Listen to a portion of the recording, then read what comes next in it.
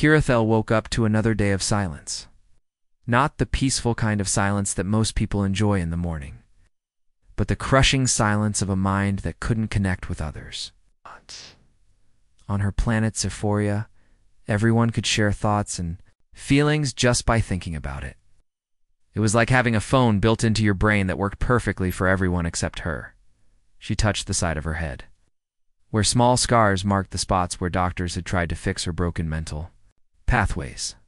3 different surgeries, 3 different failures. Each time the doctors had promised her family that this time would be different. This time, Kirithel would finally be able to link her mind with others like a normal person. But normal was something she would never be. Her reflection in the mirror showed pale blue skin that looked almost gray in the morning light. Most people on her planet had bright, vibrant blue skin that seemed to glow with health and happiness. Hers looked dull, like a flower that wasn't getting enough sunlight. The worst part was her left arm, which hung slightly crooked from a birth defect that the doctors couldn't repair. She had learned to use it well enough, but it reminded everyone who looked at her that something was wrong.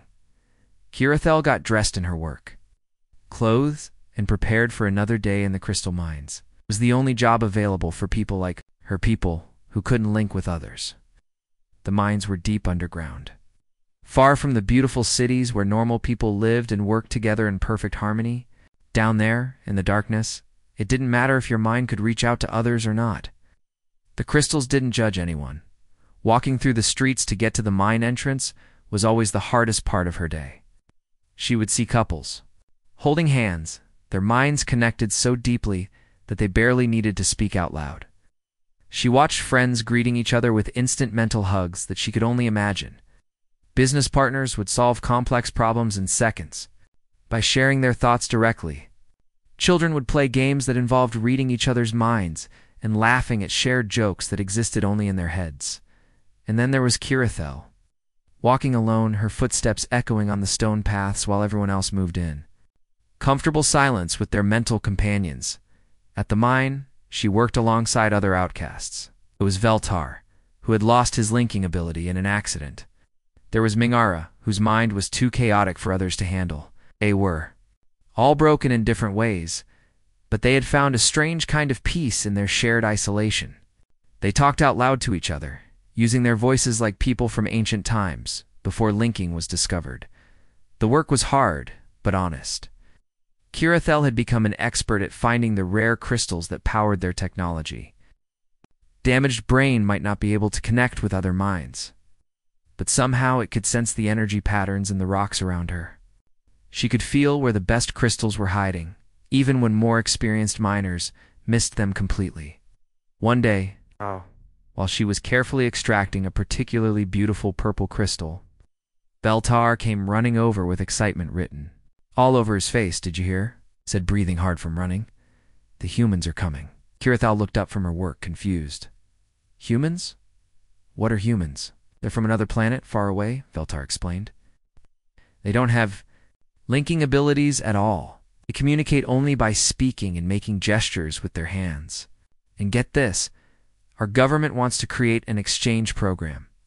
Humans will come here to learn about our culture, and they'll each be paired with one of us for several months." Mingara joined the conversation, her eyes wide with curiosity. But how would that work?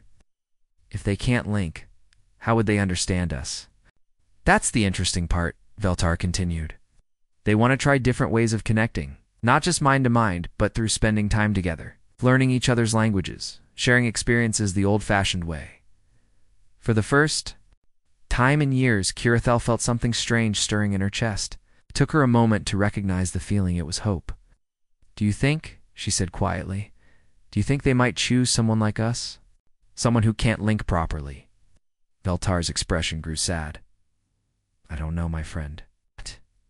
The program is supposed to be about cultural exchange. What? They'll probably want to pair the humans with our best people, the ones who can give them the full experience of what it means to be from Scifi." But Kirithel couldn't stop thinking about it. The first time in her life, there might be beings who wouldn't see her as broken or incomplete. These humans lived their entire lives without the mental connections that made her feel so isolated. Maybe, just maybe, One of them would understand what it was like to communicate through words and actions instead of shared thoughts. That night, she went home to her small apartment in the outer district where all the unlinked people lived. Sat by her window, looking up at the stars, wondering which one of those tiny lights was the home of the humans. She imagined what it would be like to meet someone who wouldn't expect her mind to reach out and touch theirs. Someone who would be perfectly happy to have a conversation using only words. The next few weeks passed slowly as news about the exchange program spread. Throughout their world, everyone was talking about it, especially in the minds where people had nothing to lose and everything to gain. Applications were being accepted from anyone who wanted to participate, but most people assumed that only the strongest, most mentally gifted individuals would be chosen. Kirithel surprised herself. By deciding to apply, she had never put herself forward for anything before, always assuming that her limitations would automatically disqualify her. But something about this opportunity felt different. The humans were coming to learn about their world, and she had a unique perspective. She knew what it was like to live on Zephyria without the gift that defined their civilization. When she submitted her application, the government worker processing it looked at her medical records and frowned. "Are you sure about this?" the worker asked. "The program is designed to showcase the best of our society. Your ... condition ... might not provide the humans with an authentic experience."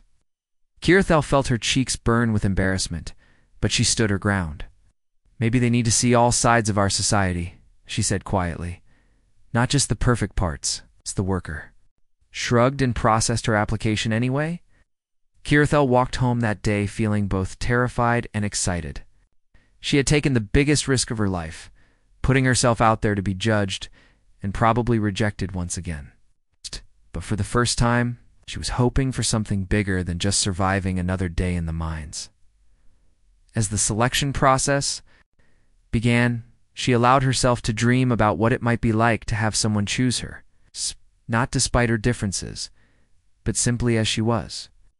Someone who would see value in her unique perspective and appreciate the strength it had taken to build a life in a world that had never quite made room for her. 3 months later, Kirithel stood in a line with dozens of other hopeful participants at the Cultural Exchange Center. Her hands were shaking, and she kept wiping her sweaty palms on her best dress, the only nice outfit she owned. Around her, she could see the most beautiful and talented people from their planet. Their skin glowed with health, their posture showed confidence, and she could feel the strong mental energy radiating from their minds. Even though she couldn't connect with it, she almost turned around and went home 3 times. What was she thinking? These humans had traveled across the galaxy to experience the best of their civilization. Why would any of them want to spend months with someone who couldn't even do the most basic thing that made their people special? But something kept her, feet planted in that line. Maybe it was stubbornness, or maybe it was the tiny flame of hope that had been growing in her chest since she first heard about the program. Either way, she stayed. The humans arrived in a transport ship that landed with a gentle hum in the center courtyard. Kirithel had never seen beings from another world before, and she was surprised by how similar they looked to her own people. They were a bit shorter, their skin came in different shades of brown and pink instead of blue, and they had hair on their heads in various colors. But their eyes showed the same emotions she recognized: curiosity, nervousness, excitement. One human in particular caught her attention. She was a woman with dark brown hair pulled back in a practical style, wearing simple clothes that looked comfortable rather than fancy. While the other humans stayed close together, looking a bit overwhelmed by all the mental energy around them, this woman walked confidently through the crowd. She seemed genuinely interested in everything she saw, making notes in a small book, and smiling at people who made eye contact with her. The ceremony began with their planet's leader, explaining how the selection process would work. Each human would review the files of available participants, meet them briefly, and then choose their partner for the exchange program.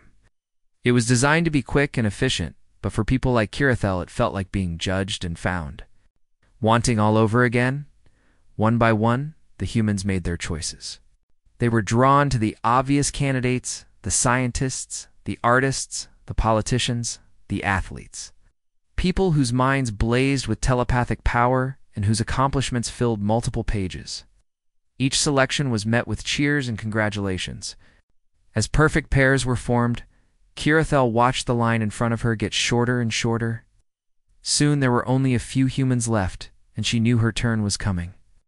Her throat felt dry, and her damaged arm was trembling more than usual. She tried to stand straighter, to look more confident than she felt. When her name was called, she walked to the front of the room on unsteady legs. The official reading her file spoke in a loud, clear voice that everyone could hear. Kirithel, age 28, works in crystal mining. Medical history includes failed neural pathway repairs, partial paralysis of left arm, severely limited telepathic abilities. The room grew quiet. She could feel hundreds of eyes on her, and she knew what they were thinking. Why was someone like her even here? The remaining humans looked uncomfortable, whispering to their advisors who were shaking their heads and pointing to other, better options. One after another, the humans politely declined. "Thank you, but I think I need someone with stronger mental abilities," said the first one. "I'm sorry, but the physical limitations might complicate our cultural exchange," said the second. Each rejection felt like a punch to her stomach, but she kept her face calm and tried to maintain what little dignity she had left. She was about to step back and leave when she heard a voice say firmly, "I choose Kirithel." Everyone turned to look at the human woman with dark brown hair, the one who had been taking notes and observing everything with such interest. She was looking directly at Kirithel, with kind eyes that held no pity, no hesitation, no doubt. Dr. Alina Martinez, an advisor, quickly whispered to her, "Perhaps you should review the medical complications this choice might involve. There are several other excellent candidates who would provide a much smoother cultural exchange experience." Alina never took her eyes off Kirithel as she replied, "I've read all the files carefully. I understand exactly what I'm choosing, and I'm choosing Kirithel." The room erupted in surprised murmurs. People were asking each other if they had heard correctly. Government officials were frantically flipping through papers, trying to figure out if there had been some kind of mistake. But Alina walked calmly across the room until she was standing directly in front of Kirithel. Alina said with a warm smile, extending her hand in what Kirithel recognized as a human greeting gesture, "I'm Alina, and I'm really looking forward to learning from you." Kirithel stared at the extended hand for a moment, hardly believing this was real. When she finally reached out to shake it, her own hand was trembling so badly she was embarrassed. But Alina's grip was firm and steady, and her smile never wavered. "Why?" Kirithel whispered, the word escaping before she could stop it. Alina's expression grew thoughtful. "Because I think you have a perspective that no one else here can offer. I didn't come here to experience only the easy parts of your world. I came to understand it completely, and that includes understanding what life is like for people who face challenges." An official stepped forward, clearly uncomfortable with the situation. "Dr. Martinez, we want to ensure you have the full Zephyrian experience. Perhaps you'd like to reconsider and choose someone who can provide proper mental linking." Alina turned to face the official, her voice polite but firm. "With respect, I believe Kirithel will provide exactly the experience I'm looking for. My decision is final." As they walked away from the ceremony together, Kirithel felt like she was in a dream. For the first time in her life, someone had chosen her first, not as a last resort, not out of pity, but as their preferred choice. She didn't understand why, but she was grateful beyond words. Alina seemed to sense her confusion and spoke gently as they walked. "I know this might seem strange to you, but where I come from, we believe that every person has unique value. Your experiences have shaped you in ways that other people here can't understand. And I think those experiences are exactly what I need to learn from." That night, Kirithel lay in bed staring at the ceiling, replaying the moment over and over. In her mind, someone had chosen her. Someone had looked past all her flaws and limitations and decided she was worth their time. For the first time in years, she fell asleep with a smile on her face. The first week was harder than either of them had expected. Alina had been given a comfortable apartment in the government district, and Kirithel was supposed to spend her days there, teaching Alina about their culture and way of life. But every attempt at traditional mental linking ended in frustration. Alina would sit quietly, trying to open her mind the way the instructors had taught her, while Kirithel struggled to create even the weakest connection. Other human-alien pairs were already sharing complex thoughts and emotions, but Kirithel could barely manage to send a simple feeling of happiness or sadness.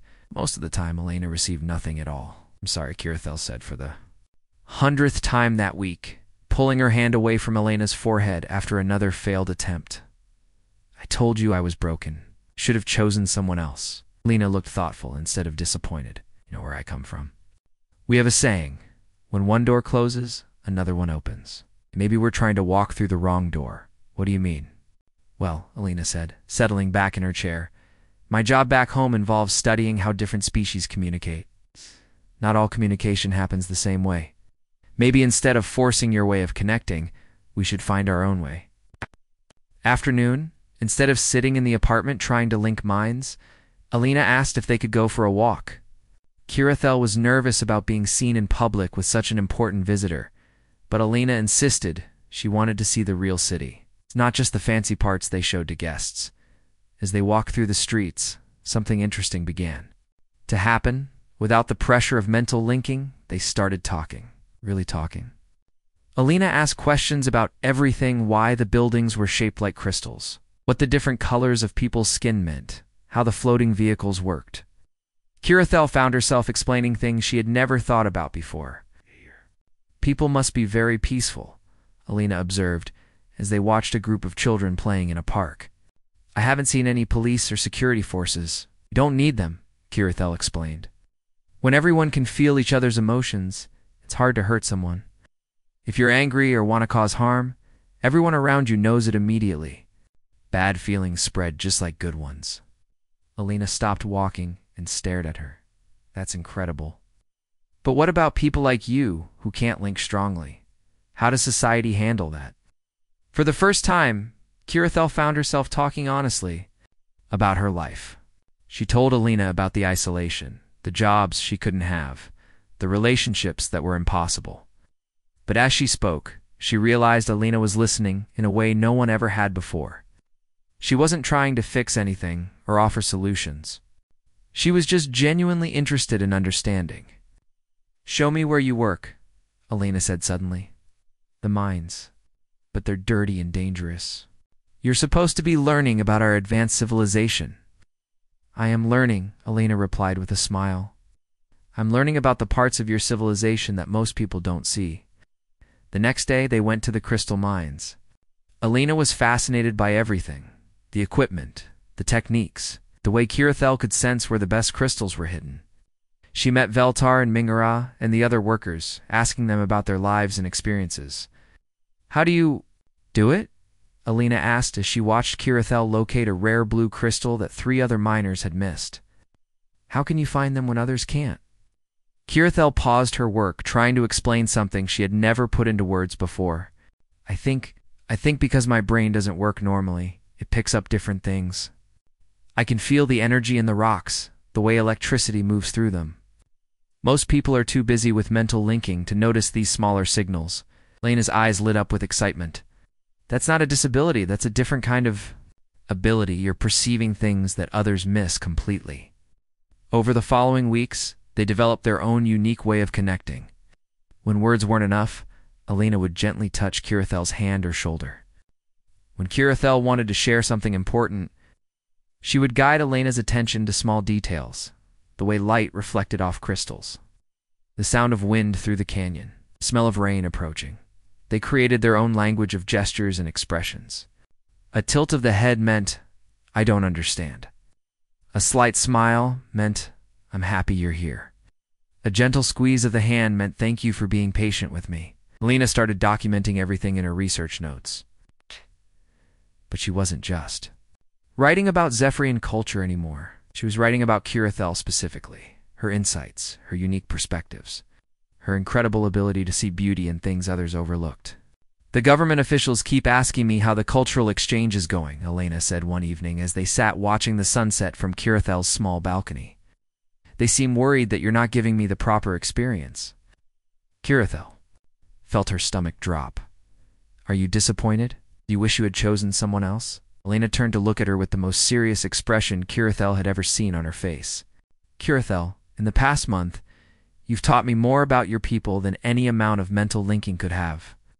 You've shown me kindness, patience, and strength that I've never encountered before. You've introduced me to an entire community of people who are invisible to your main society, but who have incredible wisdom and resilience. She paused, seeming to search for the right words. Where I come from, we have many people who are different from the majority. Some of our greatest scientists, artists, and thinkers are people who see the world differently than others. You remind me of them.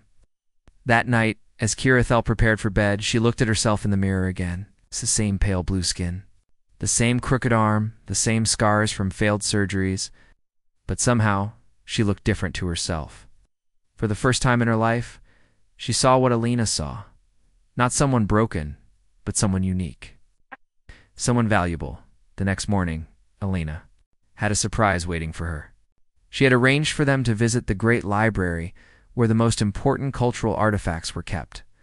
But instead of the usual tours given to visitors, Elena had requested access to the historical archives about people like Kirithel.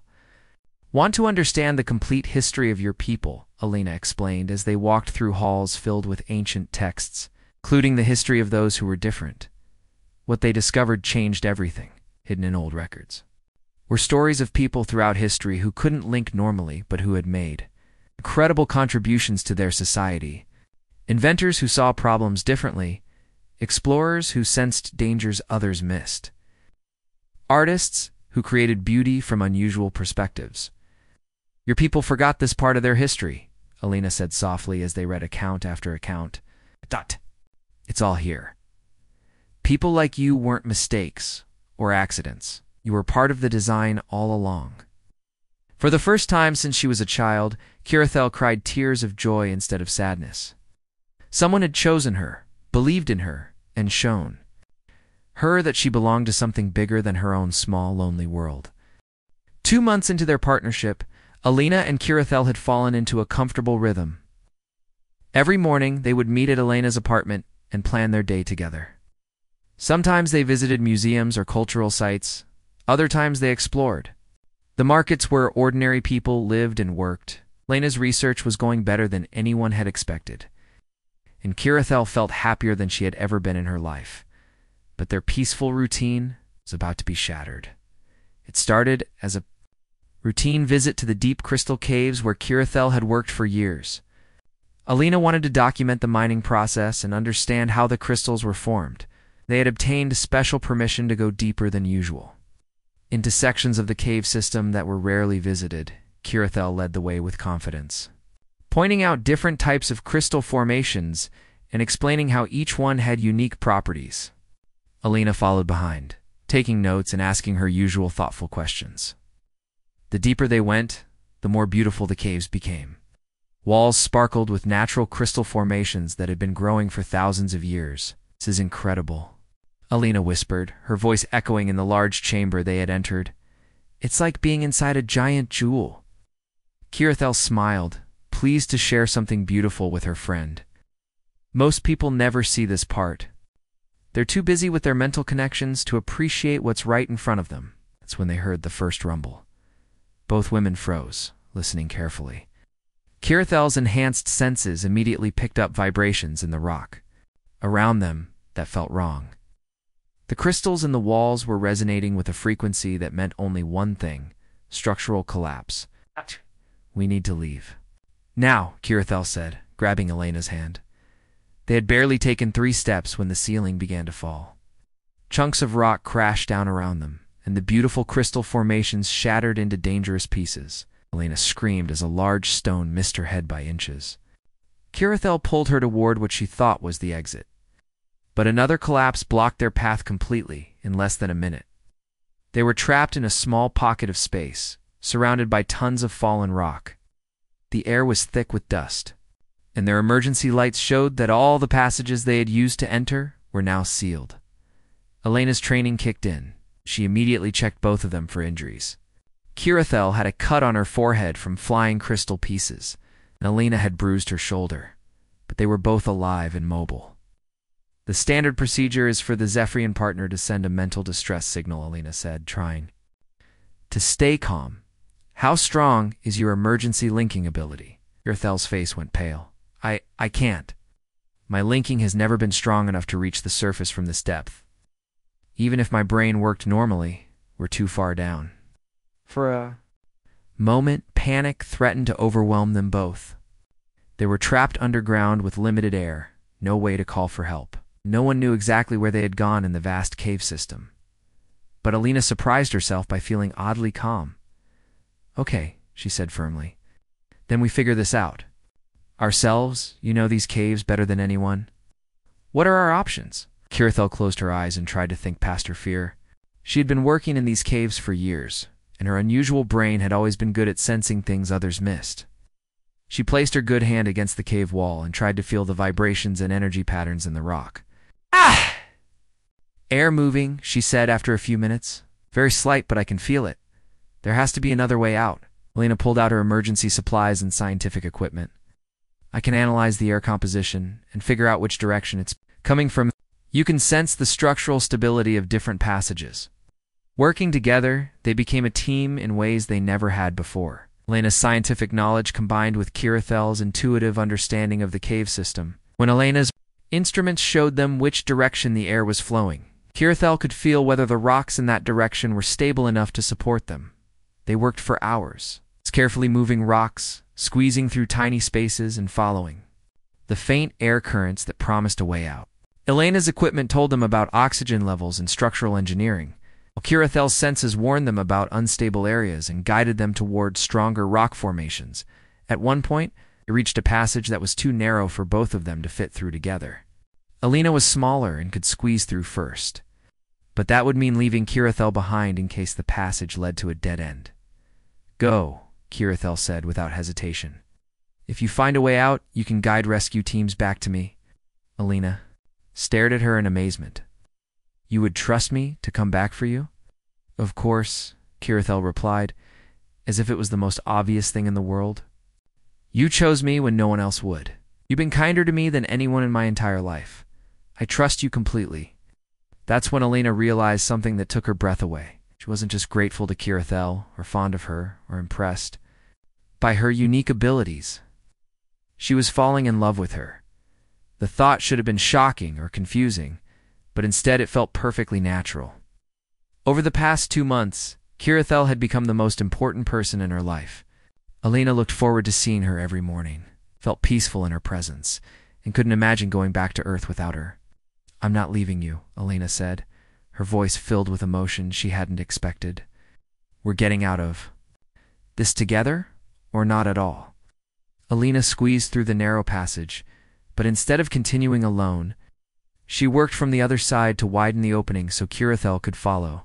They used tools from Elena's equipment kit and Kirithel's knowledge of crystal structure too carefully. Remove rocks without causing another collapse. When they finally emerged into a larger chamber that showed signs of having an exit, they were both exhausted, dirty, and emotionally drained. But they were together. Alina, Kirithel said softly as they rested before making the final push to the surface. Thank you for not leaving me. Alina replied, and then, without really thinking about it, she reached over and gently touched Kirithel's face. I need you to know something. This experience, these past 2 months, getting to know you, it's changed me. You've changed me, Kirithel. As violet eyes filled with tears, you've changed me too. For the first time in my life, I feel like I matter to someone. They sat in that crystal cave, covered in dust and scraped from their escape, and looked into each other's eyes with new understanding. What had started as a cultural exchange had become something much deeper. They had found love in the most unexpected place, between two beings who should have been too different to connect. When they finally reached the surface 18 hours later, they were met by frantic rescue teams and government officials. But Alina and Kirithel barely noticed the chaos around them. They had discovered something more valuable than any crystal in those caves. They had found each other. That night, as they cleaned up and recovered from their ordeal, both women knew that everything had changed. They were no longer just an exchange partner. and her cultural guide. They were two people who had fallen in love, and now they had to figure out what that meant for their future. The weeks following their cave rescue were both the happiest and most difficult of Kirithel's life. She and Elena had found something beautiful together, but the world around them seemed determined to tear it apart. News of their relationship had spread quickly through both communities. The reaction was swift and harsh. Government officials who had been praising Elena's research suddenly questioned her judgment. They suggested she had developed some kind of psychological condition. From the trauma of being trapped underground, Dr. Martinez, the head of the exchange program, said during a private meeting, "We're concerned that your emotional attachment to your assigned partner is affecting your scientific objectivity. Perhaps it would be best if we reassigned you to work with someone more ... suitable." Elena's response was calm but firm. "My relationship with Kirithel has enhanced my research, not hindered it. She has provided insights into your culture that no traditional partnership could have offered." But the pressure didn't stop there. Other humans in the program started avoiding Elena, whispering that she had gone native or lost touch with reality. Some suggested that Kirithel had somehow manipulated her, even though everyone knew Kirithel barely had enough mental power to influence anyone. The reaction on Kirithel's side was even worse. People who had ignored her for years suddenly had strong opinions about her relationship. They accused her of taking advantage of Elena's kindness, embarrassing their entire species by presuming to connect with such an important visitor. "You should end this before you cause more damage," Veltar told her one day at the mines. "She's going to leave eventually anyway. Why make it harder on yourself?" But the hardest part was seeing how the criticism affected Elena. Kirithel watched her friend, her love, grow tired from constantly defending their relationship. Elena never wavered in her support. Kirithel could see the stress wearing her down. One evening, as they sat together in Elena's apartment, Kirithel made a decision that broke her heart. "Maybe they're right," she said quietly. "Being selfish, came here to study our culture and do important work. Instead, you're spending all your time defending me." Elena looked up from her research notes with surprise. "What are you saying?" "I'm saying maybe we should end this. You only have a few weeks left in the exchange program. You should spend that time working with someone who can actually help your career instead of hurting it." Elena set down her pen and moved to sit beside Kirithel on the couch. "Is that what you really want?" Kirithel couldn't meet her eyes. "Doesn't matter what I want. I'm thinking about what's best for you." "What's best for me," Elena said gently, "is being with someone who makes me want to be a better person. Someone who has taught me more about strength and kindness than anyone I've ever met. Someone I love." The words hung in the air between them. It was the first time either of them had said the word love out loud, and hearing it made Kirithel's chest feel tight with emotion. "But I can't give you the life you deserve," Kirithel whispered. "I can't even link properly with my own people. How can I be with someone from another planet?" Elena took Kirithel's hands in hers. "Do you remember what we discovered in the archives? It's about people like you, throughout history, who made incredible contributions. I've been thinking about that. A lot." She stood up and walked to her desk, returning with a thick folder of papers. "I've been working on something. A proposal for a new kind of exchange program." Kirithel looked through the documents with growing amazement. Elena had created a detailed plan for establishing a permanent research station on the border between human and Zephrarian territories. The station would focus on studying alternative forms of communication and connection between species. "You want people like me to be part of this?" Kirithel asked. "I want you to lead it," Elena said. "Your ability to perceive things others miss, your experience bridging different worlds, your understanding of what it means to be an outsider. These aren't limitations. They're exactly the qualifications needed for this kind of work." The proposal was more detailed than anything Kirithel had ever seen. Elena had thought of everything: living arrangements that would work for both species, research projects that would benefit everyone, even solutions for people who couldn't use traditional mental linking. "I've already presented this to both governments," Elena continued. "They're interested, but they want to see more data about alternative communication methods. That's where you come in." Over the next few days, they worked together to document everything they had learned about connecting across different abilities and species. They recorded their unique communication methods, analyzed how Kirithel's enhanced senses complemented Elena's scientific training, and demonstrated that meaningful relationships could exist without traditional telepathic linking. The presentation they gave to the Joint Human-Cephrean Council was unlike anything the officials had seen before. Instead of focusing on what Kirithel couldn't do, Elena showcased what she could do better than anyone else. She showed how Kirithel's different way of perceiving the world had led to breakthrough discoveries in crystal geology and energy detection. Members of the council, Elena said as she concluded their presentation, "We have the opportunity to create something revolutionary here. Not just a research station, but a model for how different kinds of people can work together, regardless of their abilities or limitations." The vote was close, but the proposal was approved. The new research station would be built within the year. Kirithel would serve as the director of alternative communications. But the best part came after the official meeting ended. Lena approached Kirithel with a small device in her hands.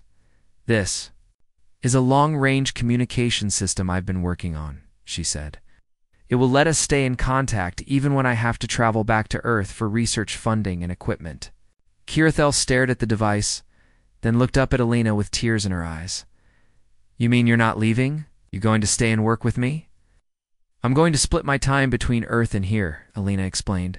"I'll spend half the year here with you, working on our projects, and half the year on Earth, sharing our discoveries and recruiting other researchers who are interested in this kind of work." It wasn't a perfect solution, but it was something they could build on.